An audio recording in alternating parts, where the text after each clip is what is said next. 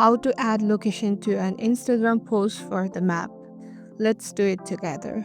Open the Instagram app and follow along. Tap the plus button at the bottom of the screen.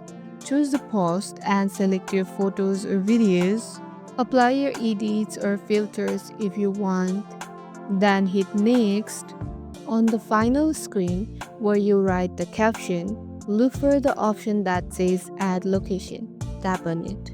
Now search for the place you want. It can be a city, restaurant, shop, landmark, or a custom spot that appears on Instagram. Tap the location from the list and tap add location. And boom, it gets attached to your post. Now hit share. Your post is officially tied to that location. How it shows on map. Anytime someone opens the place on Instagram map, if it's public, your post can appear there. If you just added a location to your post, hit like, share, and subscribe to our channel for more Instagram hacks. And thank you for watching, and see you in the next one.